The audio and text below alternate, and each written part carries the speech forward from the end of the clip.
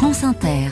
Voici les chroniques littorales. Il est question de défense ce matin. Bonjour José-Manuel Lamarque. Bonjour Mathilde Munoz. Emmanuel Macron présentera ses vœux aux armées vendredi. Profitons-en pour faire le point sur les enjeux maritimes et stratégiques actuels. C'est la raison pour laquelle aujourd'hui avec nous, notre invité est l'amiral Lefebvre de Saint-Germain, le directeur du Centre d'études stratégiques de la Marine.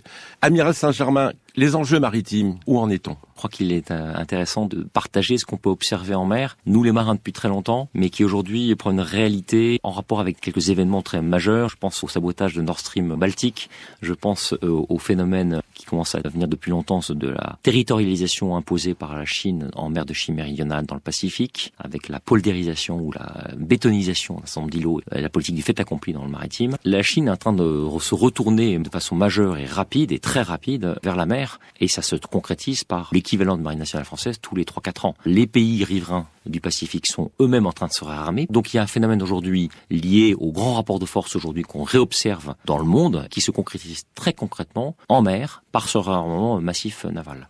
Donc, nous sommes concernés parce que deuxième territoire maritime au monde. Alors nous sommes concernés parce que nous sommes présents sur 4 des 5 océans. Et donc notre présence, notamment de l'Indo-Pacifique, est une responsabilité française comme nation riveraine, dotée d'armes nucléaires, membre permanent du Conseil de sécurité de l'ONU, et donc nous ne pouvons pas rester étrangers à tout ça, indépendamment de tous les intérêts économiques dont nous dépendons vis-à-vis de l'Asie, et également des enjeux climatiques, puisque l'un des principaux terrains d'application, de concrétisation du dérèglement climatique se passe déjà sur les mers et les océans, qui vont sans doute engendrer, en tout cas il faut éviter que ça arrive, mais peut-être des conflits de nature différente, ne serait-ce que pour l'accès à la nourriture, puisque 50% de la population mondiale se nourrit grâce aux ressources de la pêche. Du coup, la Marine nationale, quelque part, elle est, entre guillemets, le premier témoin de l'actualité géopolitique, le premier témoin de l'actualité environnementale et climatique. Tout à fait, parce que ces phénomènes, pour une partie d'entre eux, ne peuvent s'observer que lorsque si on est en mer. La confrontation en mer, nous l'observons des rapports de force entre États. Et puis des acteurs, notamment non étatiques, de se livrer à des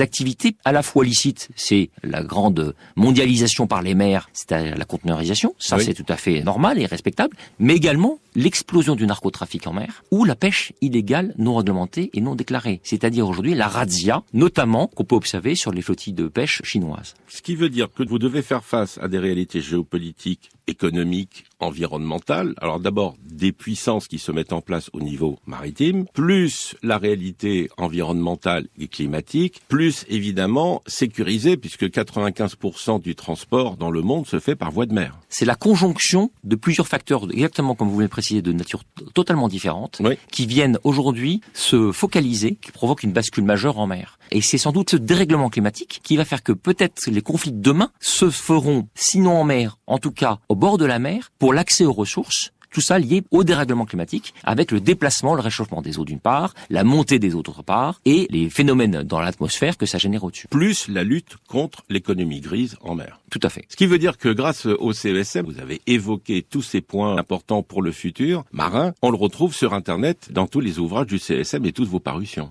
Alors, c'est à la fois des podcasts en version table ronde de 45 minutes qui permettent de traiter ces thématiques-là, c'est Périscope. On a un deuxième podcast plus court qui s'appelle Écho, également disponible sur toutes les plateformes. Et puis, nous avons une production écrite, des courtes notes, des brèves marines sur notre site. Et enfin, des études marines. Le dernier qui vient de sortir traite des fonds marins, qui est un sujet absolument majeur, qui est sans doute ce que j'appelle le point d'application de la nouvelle aventure maritime, parce que la technologie aujourd'hui nous permet sans doute d'aller enfin aller voir les grands fonds comme les petits fonds marins.